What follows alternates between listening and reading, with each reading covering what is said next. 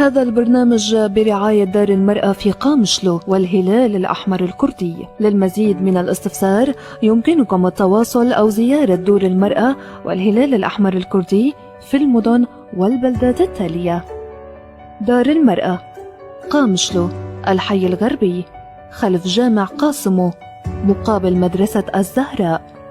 هاتف 426 184.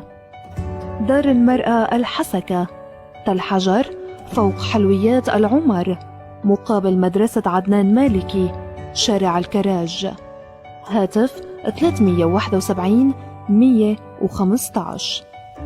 دار المرأة جركيلجي، شارع البلدية، مقابل الدكتور خليل للأسنان، بجانب مؤسسة نقابة الفلاحين. الهلال الأحمر الكردي، مستوصف قامشلو، جانب مشفى بنك الدم. موبايل 098 164 5879. مستوصف جركيلجي، موبايل 093 59 85 121.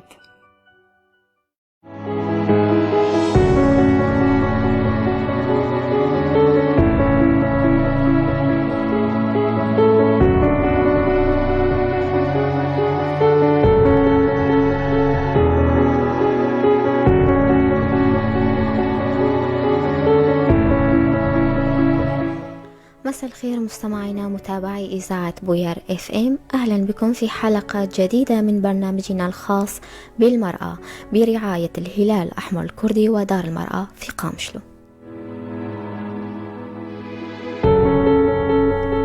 في كل عام هناك حملة 16 يوما التي بدأت يوم 25 من تشرين الثاني واستمرت حتى 10 من كانون الأول لوقف كافة أشكال العنف ضد النساء في العالم، وهي من المناسبات الهامة التي تدفعنا للتذكير بأشكال العنف المختلفة التي تتعرض لها قطاعات واسعة من النساء في العالم، قاصدين العنف الجسدي والانتهاك المؤذي لها كالضرب والإذلال. إلا أن هذا العنف لم يكن ليحصل أصلا لولا وجود نوع آخر من العنف الممارس على الفتاة، والذي يولد ويكبر معها عنف مبني على النوع القائم على النوع الاجتماعي، ويؤدي إلى عنف اقتصادي واضح يبدأ بشكل تدريجي باستخدام أساليب التمييز في التعامل والتربية وإكساب المهارات لتكبر الفتاة ويكبر معها الشعور بالاحتياج الدائم وانعدام الثقة بالنفس، وفي حالات كثيرة يقترن هذا بحرمانها من تعليم جيد أو من تنمية مهارات معينة تؤمن لها نوع من الاستقلال الاقتصادي. ما هو العنف الاقتصادي؟ أنواعه، الأسباب المؤدية للعنف الاقتصادي، وكيفية الحد من العنف الاقتصادي. سنناقش هذا الموضوع مع ضيفتنا عبر الهاتف حورية شمدين، إدارية في عدالة المرأة في قامشلو.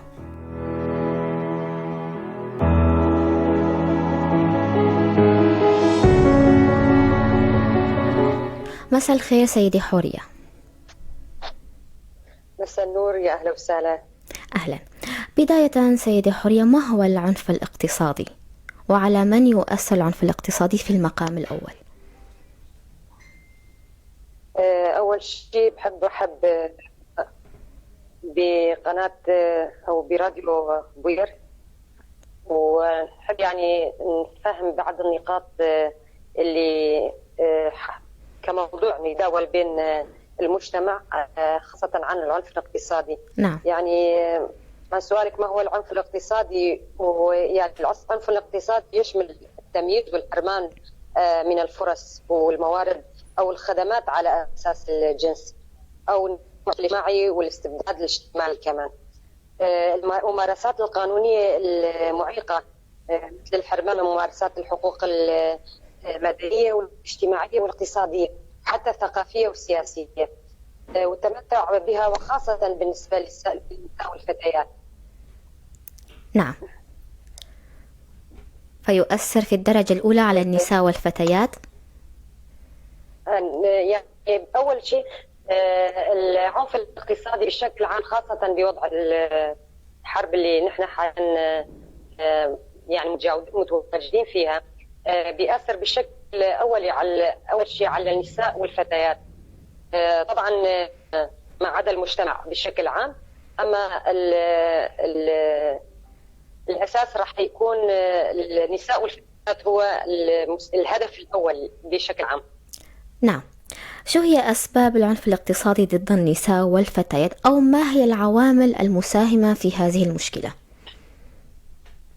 يعني في كثير عوامل تمارس على المجتمع خاصة والفتيات والنساء عامة. منها مثال يعني حرمان العمالة من الحصول على الميراث والأرباح التي تم أخذها بالقوة من قبل الأسرة.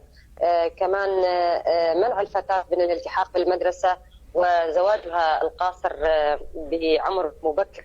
ذلك يؤثر على التوازن بين بناء أسرة من حيث يعني إنجاب الأطفال وبناء أسرة متكاملة من قبل الشريك يعني. كمان منع اتخاذ القرار المالي في الأسرة، لأنه بكثير من الأحيان المرأة تعنف وتحرم من إدارة الأسرة من الناحية المادية، فيكون الذكر هو المسيطر أو الأمور المادية وزمام الأمور المادية تكون بيده.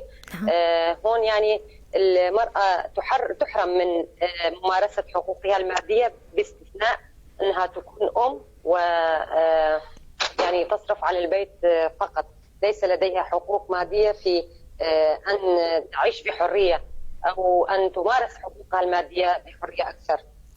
نعم، ذكرت العوامل المساهمة في زيادة هذه المشكلة.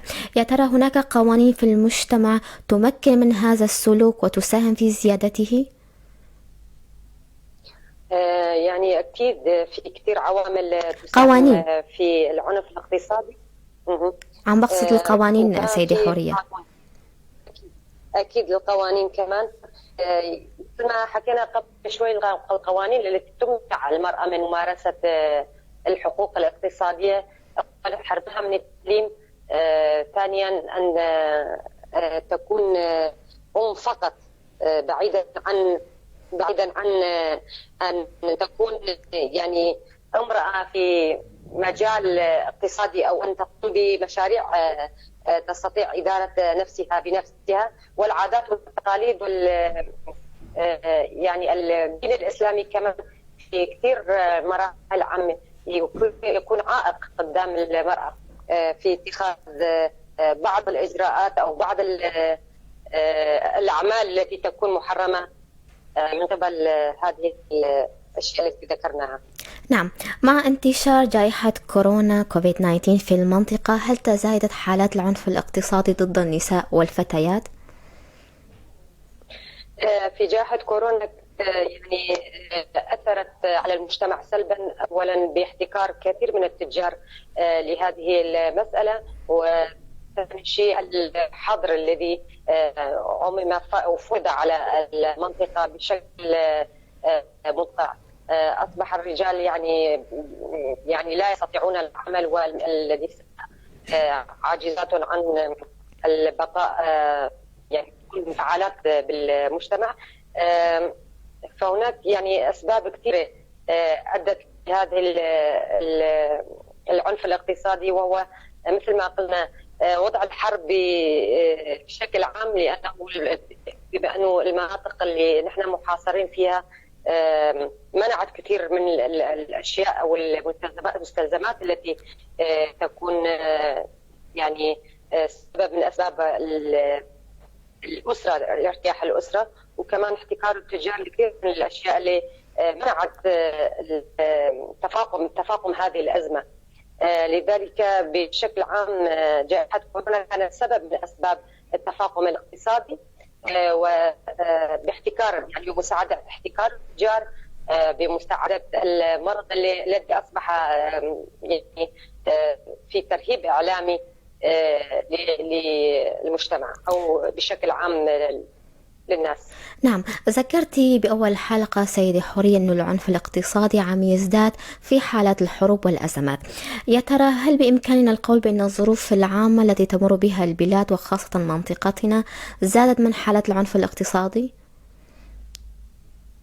نعم صديقتي، يعني هذه الحالات أصبحت متفاقمة بشكل كبير، لأنه أحد أسباب العوامل العنف بين الأسرة أو بين الرجل والمرأة هو الأسباب الاقتصادية، بحيث تمنع التفاهم أو اقتراب يعني التقرب الذهنية بين الرجل، يعني تساعد في بناء شرخ بين ذهنية الرجل الذي يعني يكون بكثير حالات هو يستسلم عند المسألة الاقتصادية ويمارس هذا العنف ضد المرأة كونه هي المخلوق الضعيف الذي يراها قدامه، ويمارس هذا العنف بشكل أول على المرأة، بعدين يمارس على الأسرة والأطفال بشكل عام، فيخلق كثير يعني مشاكل بين الرجل والمرأة. هذه الخلافات تتزايد يعني بشكل خاص في هذه المرحلة الحساسة، وخاصة أنه نحن بوضع يعني سياسي متدهور مثل ما عم نقول، وكمان فرص العمل يعني قليلة، وغير ذلك يعني كمان من جانب إيجابي رح نحكي أنه النساء كمان قبل كانوا بالأرياف عم يشتغلوا بالأراضي يعني يساعدوا الرجال بإيجاد فرص للعمل، أما بالوقت الحالي كمان ذهنية يعني المرأة وتفهمها للحرية كانت سبب أسباب يعني بعد هالشرخ بين الطرفين. لهيك هذه الأسباب أدت إلى بناء مشاكل كثيرة بهذه الفترة، وخاصة بمرحلة مرض كورونا. نعم سيدي حوريت، حكينا عن العنف الاقتصادي والأسباب والعوامل، حبذا لو نتحدث عن أنواع العنف الاقتصادي ضد النساء والفتيات في مجتمعنا، شو هي أنواعها؟ أنواع يعني مثل ما ذكرنا بالأول كثير ممارسات ضد المرأة والفتيات بشكل خاص، يعني حرمانها من التعليم وحرمانها من أن تكون يعني فعالة في هذه المجتمع، حرمانها من الثقافة يعني ممارسة بشكل اجتماعي بشكل طبيعي يعني بالمجتمع، كمان حرمانها من التعليم وتزويجها بشكل بعمر قاصر، كونه ليس لديها نضوج فكري في إدارة المسائل الاقتصادية، كمان حرمانها من الميراث. يعني هل كثير من الأسر عم ترفض إعطاء الميراث للنساء، ويخلق شق كبير بين الأسرة في هذا الوضع. يعني هاي الأسباب اللي تكون نساء من المستهدفات بشكل خاص للعنف الاقتصادي، وأيضا العوامل الاجتماعية بين العادات والتقاليد، أن المرأة لا يحق لها بأن تطالب بأي حقوق مادية وأن ترضى بما يعني يقدم لها الرجل من أبسط يعني احتياجات البيت. لهذا يعني التراكمات اللي تخلفها العنف الاقتصادي عند المرأة تصل إلى مثلا جدار مسدود مثل ما عم نقول، تخلق خلافات كثيرة، وفي كثير من الحالات كمان يكون العنف الاقتصادي سببا من أسباب الهروب، سببا من أسباب الانتحار عند النساء، أيضا سبب من أسباب الخلافات اللي تؤدي إلى انفصال. نعم، لو نتحدث عن قوانين الإدارة الذاتية التي تساعد المرأة على حصولها على حق الميراث أو حق العمل، هل هناك أي قوانين تخص هذا الحقين للمرأة؟ يعني أكيد في قانون المرأة بشكل عام أصبح للمرأة الحق في الميراث، ولديها الحق في أن تقدم يعني الشكوى بهذا الخصوص. قوانين الإدارة الذاتية تحمي المرأة وحقوقها الاقتصادية إلى كثير وتفتح المجال لديها. أيضا في الإدارة الذاتية هناك قسم اقتصاد خاص بالمرأة، واقتصاد العام بإدارة المشاريع التي تكون المرأة هي العامل الرئيسي أو الإدارية الرئيسية اللي تكون ذات إرادة في بناء مشاريع تساعد أسرتها وتساعد الرجل إلى جنبها لتحصل على قدر من المال تستطيع فيه بناء هذه الأسرة. لذلك القوانين الإدارة الذاتية، قوانين المرأة، أعطت كثير من الحقوق المادية للمرأة، ولكن يجب أن ننوه أيضا إلى أن هذه الحقوق يجب أن تكون بالمساواة، بغض النظر إذا كان الرجل هو العامل الرئيسي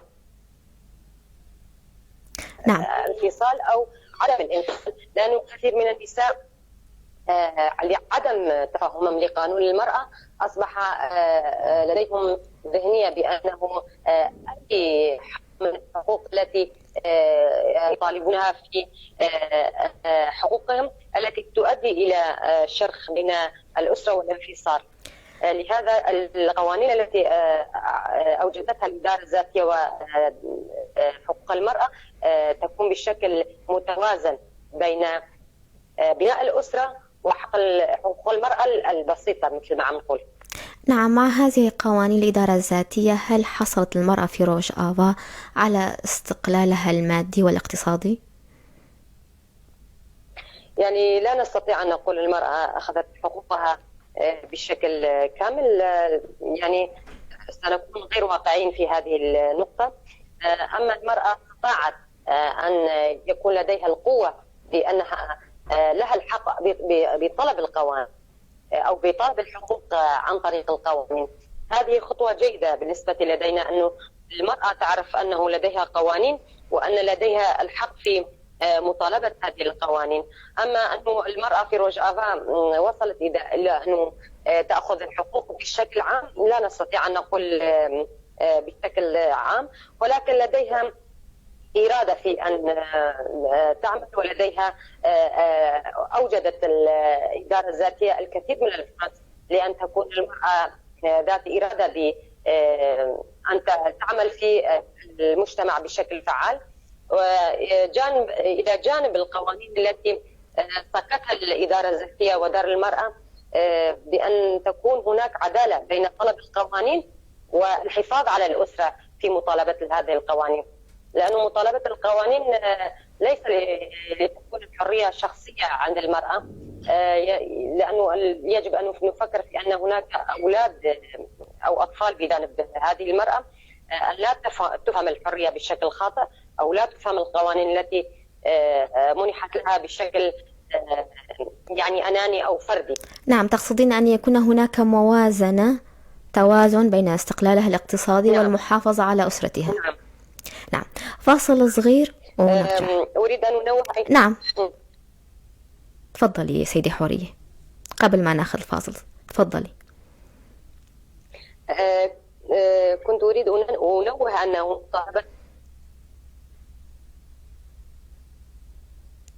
نعم، شو هي النقطة؟ كنت أريد أن أنوه النقطة اللي كنت حابة أتطرق لها، أنه قوانين المرأة، يعني نصر على هذه النقطة، لأنه كثير من الناس أو شريحة كبيرة من الناس عم يفهموا أنه قوانين المرأة أو حقوق دار المرأة هي فقط للمرأة. يعني القوانين وحقوق المرأة هي أيضا لمطالبة حقوق الأطفال إلى جنب مطالبة حقوق الرجال. مشان هالنقطة عم يفهموا أو في عدم تفهم لحقوق الإدارة الذاتية وحقوق المرأة بشكل عام. الحقوق تكون بشكل متوازن، والمطالبة في هذه الحقوق تكون بالتراضي بين الطرفين. نعم، قانون الإدارة الذاتية يشمل حق المرأة وحق الأطفال والرجال. نعم. فاصل صغير ونرجع.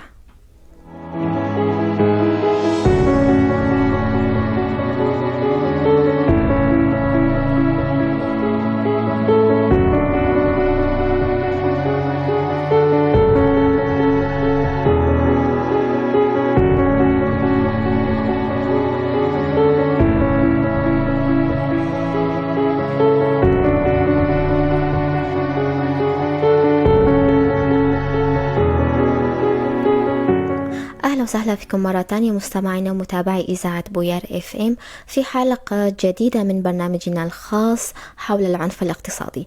أهلا وسهلا فيك مرة تانية سيدة حورية شمدين. أهلا وسهلا فيكم. سيدة حورية، لمشكلة العنف بشكل عام آثار وعواقب كبيرة. لو نحكي عن العنف الاقتصادي، شو هو عواقب العنف الاقتصادي سواء على المرأة أو الأسرة والمجتمع؟ نعم، أنه عواقب العنف الاقتصادي واسعة النطاق. نعم. لأنه تؤدي إلى تعميق الفقر وتقويض التحصيل التعليمي وفرص التنمية للمرأة مثل ما حكينا. في بعض الأحيان يعني يتم تمكين العنف الاقتصادي من خلال القوانين التمييزية يعني بين المجتمع. مثال عندما مثل ما حكينا عندما لا يسمح للمرأة بأن تكون يعني تأخذ بحق الميراث في الأرض أو لا تكون قادرة على الحصول على الائتمان يعني بكثير حالات بحساب المصرفي أو بحقها بإدارة الأمور المادية بينها وبين الطرف الآخر أو الشريك. وتكون الثقافة العامة بشكل عام يعني عاملا مساهما عندما يعتقد الرجل أنه عليه اتخاذ القرارات المالية في الأسرة هو فقط بعيدا عن التشارك مع المرأة. وأيضا لا يتعلق العنف الاقتصادي بنقص المال فقط، بل يتعلق الأمر بالتحكم يعني من الموارد المالية للشخص ما وقدرته على اتخاذ القرارات. يعني بشكل عام الاقتصاد أو العنف الاقتصادي في حال الشريكين يكون في تفاهم بين الطرفين، ما يأخذ أي طرف حق الاستيلاء أو حق القرار بالحقوق المادية أو بإدارة هذه الأمور. يعني العواقب الاقتصادية تكون في شرخ ببناء أسرة فعالة تستطيع بناء المجتمع كامل وفيما بينها. وكمان مثل ما حكينا أنه احتكار التجار يبني تفاوت طبقات. يعني لدينا في روجافا 3 طبقتين هلا حاليا. نعم. طبقة فقيرة جدا وطبقة غنية. هذه تفاوت الطبقات في هذه الفترة يعني يولد شعور أو ينتج مثل ما حكينا عنف اقتصادي أو عدم تقبل من الطرفين، وهذا الشيء يعني يتعدى على حقوق الطرفين ويقوم ببناء شرخ بين المجتمع. لهيك الحالات اللي تؤدي إلى هذه مثل ما عم نقول الكوارث الاقتصادية اللي حاليا عم نمر فيها هو السبب مثل ما حكينا أنه أسباب العنف الاقتصادي هي هذه الحالات بشكل عام التي تساهم في عدم بناء مجتمع يعني متوازن. نعم. شو هي طبيعة ونوعية المشاريع التي أنجزتها المرأة في روجافا حتى وقت الحالي، وبرأيك هل كانت ناجحة نوعا ما؟ يعني نكون واقعين ونحكي بشكل واضح، لأنه في مرحلة الحروب أو في أي مرحلة في أي ثورة من الثورات اللي تقام في أي مكان في مرحلة التغيير يعني لا نستطيع أنه نقول أنه وصلنا إلى المبتغى اللي نحن بدنا إياه أو المراد اللي نحن بدنا إياه ببناء مشاريع كبيرة أو ببناء ذهنية أو تغيير ذهنية بين ذهنية الرجل أو المرأة، ولكن كانت إلى حد ما تجربة لتغيير الذهنية الذكورية وقبول الذهنية الأنثوية لدى الرجل بعيدا عن العادات والتقاليد، بعيدا عن المسائل اللي تساعد في تقويض المرأة أو في عدم تقبلها لأن تكون يعني فعالة في المجتمع.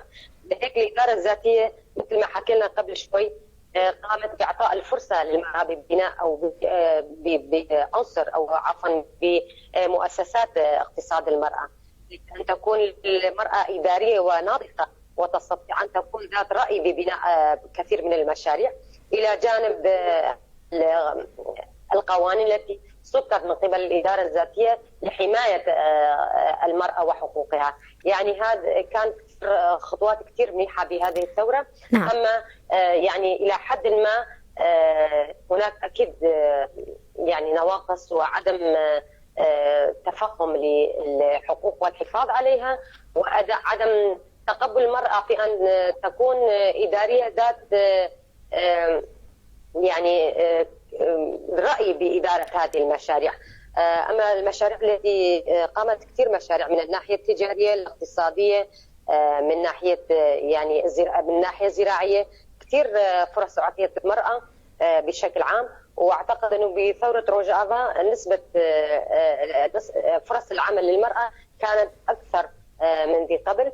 لا يشمل فقط النساء المثقفين ذوات الشهاده، يعني للمراه الحق عمل حتى لو ما كان عندها شهاده. في مشاريع كثيره تستطيع المراه ان تكون فيها بناءه بالمجتمع. نعم، ما أهمية اقتصاد المرأة في المجتمع، ولماذا يجب علينا محاربة العنف الاقتصادي ضد النساء والفتيات؟ يعني اقتصاد المرأة بشكل عام هو لبناء الذهنية ذات يعني إنتاج المرأة بشكل عام. يعني كمان في هذه المرحلة من الذهنية الرأسمالية والضغط الوضع الاقتصادي عليها، المرأة أصبحت لا تجد نفسها إدارية ببناء اقتصاد الأسرة فقط. يعني لازم تكون فعالة وذات إرادة بالمجتمع لتستطيع أن تكون ذات مشاريع. فالقسم الاقتصادي هو تغيير الذهنية للمرأة، ويعني تحفيزها على أن تكون ذات إرادة ببناء المشاريع. يعني المرأة قبل كانت المطبخ وإدارة الأولاد وإنجاب الأولاد فقط. نعم، ربة البيت، ربة منزل. ذهنية تبدأ ببناء مشاريع فعالة. يعني الغاية منها هو تفتح الذهنية قبل ما أنه نستطيع أن نضع الذهنية الرأسمالية فقط لكسب المال لديها. نعم، برأيك كيف يمكننا الحد من مشكلة العنف الاقتصادي ضد النساء والفتيات ووضع حل لهذه المشكلة؟ يعني بشكل عام الحدود الحدود اللي لازم تنحط بهذه الظروف هاي، تقبل المرأة لأن تكون يعني فعالة بإدارة المشاريع التي يلزمها التعب وكد مثل ما عم نقول. يعني تبتعد عن الذهنية الرأسمالية فقط باكتساب المال براحة بغير إنتاج تعبي يعني. والذهنية تغيير الذهنية بأنها ذات تشارك بين المرأة والزوج، أنها أيضا مسؤولة عن إدارة البيت وإدارة الأطفال، وأنه لها الحق في أن تعيش بشكل متساوي بين الرجل والمرأة. لأنه في كثير حالات الرجل عم يعنف المرأة بأنها لا تستطيع أن تقوم بالمردود المادي مثل ما عم نقول. يعني نعم. لا تستطيع بأن تكون ذات إرادة مادية. لهيك التعنيف عند الرجل يكون أكثر للمرأة، لأنه بالآخر راح يقول له أنه مرجوعك إلي مشان المسألة الاقتصادية. يعني بإدارة المشاريع اللي طرحت من قبل الإدارة الذاتية واقتصاد المرأة، وأيضا بتفهمها لقوانين المرأة التي كانت عامل تقوية شخصيتها. هاي العوامل اللي أدت إلى بناء شخصية أو بناء إرادة للمرأة، يجب أن بانتهاز هذه الفرصة في إدارة مشاريع يعني أكبر من المطبخ وإدارة الأطفال. نعم. المرأة في هذا الوضع أصبحت سياسية، أصبحت في المجال العسكري، أصبحت في المجال الاقتصادي، وأيضا في المجالات الأخرى تستطيع أن تكون فعالة وذات إرادة في هذه المجالات جميعا. نعم سيدة حورية، لو لك كلمة أخيرة نختم فيها حلقتنا. يعني بتشكر راديو FM على إعطاء الفرصة لتوضيح بعض النقاط للعمل الاقتصادي. نعم. وأيضا توضيح المجالات المفتوحة للمرأة وأي مرأة تحددها عفوا